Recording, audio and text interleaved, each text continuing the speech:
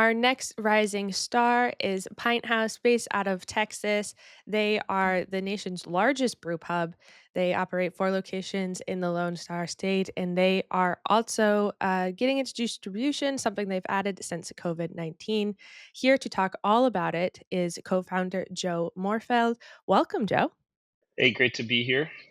So, congratulations first on being a rising star. It feels a little bit overdue. I think we've had you guys on the list for a while now, so I'm glad we can finally do this for you guys. Um, and like I mentioned, you're the largest brew pub in the nation. Brew pubs, they're having an interesting identities time, I guess you could say, right now. We've talked a lot about them and how they're finding their way, especially since the COVID-19 pandemic. So we're going to talk about all of that. But first off, Pint House, based out of Texas. You're meeting someone in the elevator, they see you with a Pint House shirt on or something, ask you what it is. What is your pitch to them for who you guys are? We're a brew pub first and foremost here in Austin, Texas. But yeah, we really focus on hop forward beers. We've always been really focused on IPA and other hoppy beers. But yeah, I think we've kind of become known for our hazy IPA, Electric Jellyfish. It's become really synonymous with the town of Austin. Um, and I think we've really tried to become part of Austin itself, but part of the social fabric, and it's been, I think, a big part of our success from the beginning is really just being part of the neighborhoods we're in with our brew pubs and focusing on the local culture around that. 'Cause like I said at the top, you have 4 locations, but they're all still in Texas, so you're still keeping that kind of tight-knit community, right? Yeah, we're actually all still in Greater Austin, so we have three that are in Austin proper and one that's in Round Rock. So we basically are in two different counties, and we sell 90% of our beer in three counties. So we're very very focused on very deep roots. We're not trying to spread out. We opened San Antonio a few years ago for distribution. That's our only other market outside of Austin. It's about 10% of the volume. We'll do a little over 23,000 barrels this year. And again, 90% of that sold in the three counties that make up Austin. So brew pubs, a lot your business relies on folks coming to you and getting beers at your spaces. The pandemic made it so you couldn't really do that anymore. So what kind of changes did you all have to make during that time? It was a very challenging time, obviously, for brew pubs. We were in the distribution game. We started distributing in 2016, but we were draft only, and we stayed draft only until 2020. We did do some canning, but it was all direct to consumer can sales. So we never sold any cans in market. In 2020, we did acquire our first our only canning line, the same canning line that we still have. But we started sending beer out to grocery stores. HEB is the biggest retailer for grocery in Central Texas. They became one of our biggest accounts. So it was a pretty big pivot. We never designed our model around distribution, especially on the package side. So it took a lot. It took a lot to figure out how to make a lot of the costs work. That's one of the big challenges is when you're designing beers, sell over the bar. It's a different model than when you're designing beers to sell in a grocery store. And so, that was some of the challenges we faced early on, but it's been a huge success for us. About 75% of the volume of beer that we sell is through our distribution channels, both draft and package, with the rest being over the bars, obviously. It started as kind of a big marketing move is to try to get people to know who we were in Austin by getting our beer into accounts that those people might not ever come to Pine House, and now it's a really big part of our business. You mentioned having to look at beers differently depending on, when where you're serving them. How has now with so much of your business in distribution, how has that affected how you're approaching innovation and what you're putting out there for folks? What we've done is really focused on. I almost look at the business as two different businesses. So whatever we send out to distribution, we have really core five beers. Really, it's a core four, but we've had one that's really crept up over the last year and a half. It's kind of been this slow momentum build. It's obviously happening in Greater Beer. It's a Mexican lager, so we're getting a lot of success there. But yeah, it really started with four beers. We've stayed really focused on the core and market. We don't have a bunch of SKUs on the grocery store shelves or in bars, we really focus on our electric jellyfish, which is a hazy IPA, Training Vines, which is an IPA, a West Coast IPA, Scorpion Disco, and a Pilsner. And so that's really like how we, try to stay as streamlined with our distributor, really, drive high volume accounts, stay focused there. And then what it allows us to do is get really creative in the brew pub setting. And, we can have 18, 20, 25 different beers on tap, that run the gamut of all the different styles. But we're not out there, we can tell the story over the bar, so we don't have to, come up with packaging and marketing around all of these. So I think that like simplicity on the distribution side has been a really good model for us. And then being able to really focus on innovation and pushing the boundaries in house and taking our customers on that ride, kind of gives us the yin and yang of the business. The idea of focus and simplicity in distribution has been something we've talked about constantly, at least on our end with folks with like any conference we go to, that is like the main driving idea that they're getting out to people is you gotta focus. So, I mean, you've kind of gone over it, but what is it that you guys are doing to make sure you have that focus?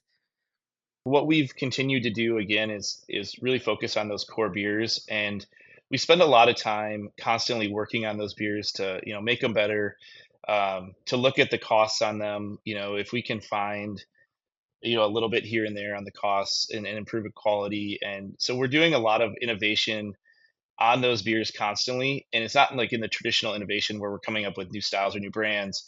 Um, so I think that's really helped us. I kind of scratch the creative itch too. Is we still get to kind of tinker and play with those, but we're giving the customer a consistent product. Along with fresh beers, you guys also have fresh pizza coming out of your locations. And pizza is a hot topic, so I have to ask about it. How would you describe the Texas pizza scene and how does Pinthouse fit in that? Why is that the best? I mean, I don't know if we're the best, but I think we do a really good job. There's some great pizza places.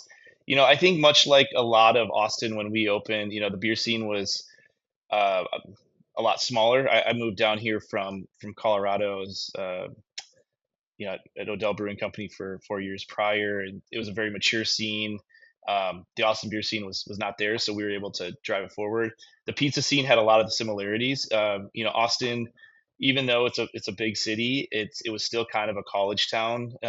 Just 12 or 13 years ago, and so the pizza kind of matched some of that. I think there were some good options out there, but what you're seeing now is really a proliferation of styles of pizza. We got some really good, classic Neapolitan in town. The Detroit style is very popular here. We do the kind of hand tossed style.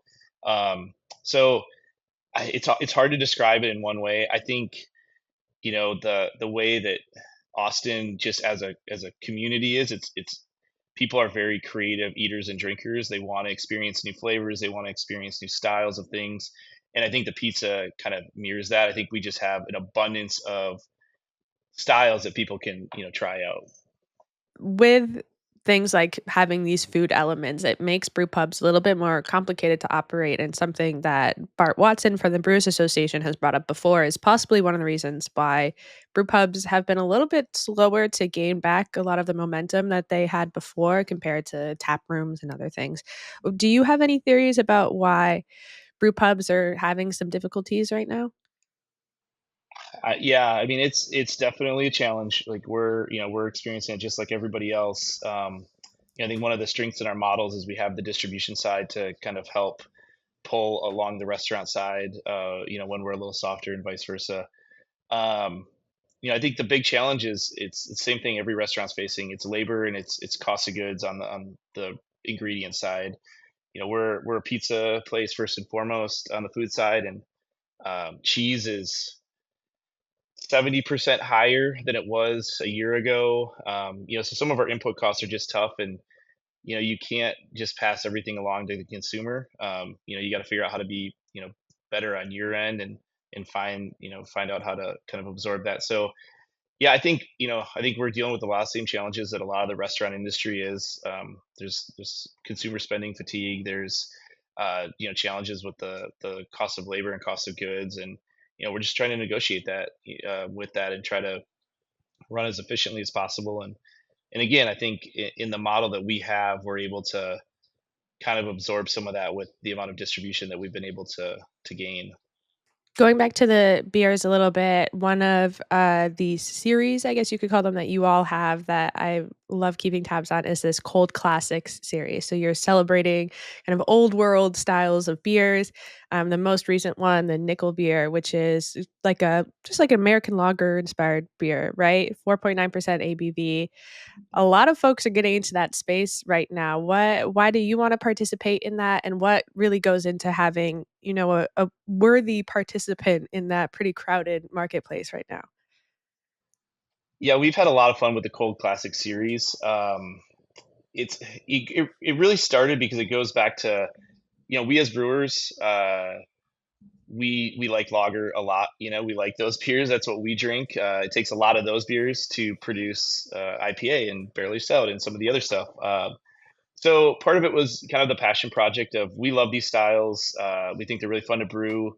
Um, Again, it's just fun from an innovation standpoint to look at some of these more trad lager styles and try to do them more true to style because we spend so much time, especially in the craft space, say being innovative and pushing boundaries. And so to go back in and kind of put the sandbox in a little tighter and to brew into that style is really fun. So yeah, we started this program, and the kind of the beauty of it is for us again is we don't distribute it outside of our locations. Really, it's if people want the cans, they're coming in, so it's kind of our most engaged customers. Mm. They love it. They're picking up a 4 pack of our electric jellyfish, and then they're grabbing a 4 pack or a couple of these cold classics as the drinking beer, so to speak. Um, so yeah, it's just been a fun journey, and we've been able to produce some really cool again, kind of trad styles. Like this nickel beer is the first one. It's a very much just a full on adjunct American lager, and it's just Mhm. designed to be that way. It's designed to just be very clean, very crisp. It's a really fun style to brew. It's very delicate. It's very nuanced. So yeah, it's a lot of fun to do these. And they're starting to, we do, I think this year we'll do 9 different ones in the series. We kind of rotated 3 in and out from last year to this year. And so yeah, it's been fun. The brewers love doing it. We kind of always have one, in the tank lagering. So it's cool. I think it's funny. The brewery probably gets the most excited whenever one of those gets canned. Everybody's standing around the canning line. Um, because that's again what we like to drink a lot of. Totally. I think people inside the industry are probably most excited that there's a lot more of these beers coming out because that's really what we want at the end of the day. Yeah, and it's hot down here, and so that like drinking a really crisp, cold lager, especially in the middle of summer, yeah, nothing better than that. All right, Joe, final question for you that I like to ask our rising stars. You're rising star because you're doing something right. So, what is a piece of advice that you could give to other breweries out there, or a piece of advice that was given to you that you could think would really help with businesses right now? Yeah, it's obviously there's a lot of talk in the industry about kind of how the challenges we're facing. Beer's going to be here, and I think the best thing that I've been told from people who've been in the industry for a long time, and I think what we try to focus on is you're going to go through these ups and downs, but stay focused on your quality, stay focused on your consumer, stay focused on the hospitality. That's what's going to allow you to continue to be successful. Um, if you got the good product, charge what it's worth. Don't give your product away. And but yeah, I think for us it comes down quality first and foremost. We want to make the best beer that we absolutely can. Um, if times are harder and people are spending less, we want to make sure that people think they're getting that the best value they can with their dollar on that. So I've always been told focus on quality. We have a saying around the brewery, and this was given to me from Brendan McGivney at Odell when I was working there. But if you're not willing to pour any beer that you have on the tap wall for your brewing hero comes walking through the door, or we all worship Ken Grossman, so it's like if Ken ever walked in and Yeah. we were gonna pour a beer, like they all better be good. And if you don't believe in it, it shouldn't be on the wall. You shouldn't be pouring it for any other customer. So quality and stay focused on the consumer. That's some great advice. Well, thank you, Joe, and congratulations again on being a rising star. Thank you. It's very cool. It's an honor. Yeah, thanks a lot.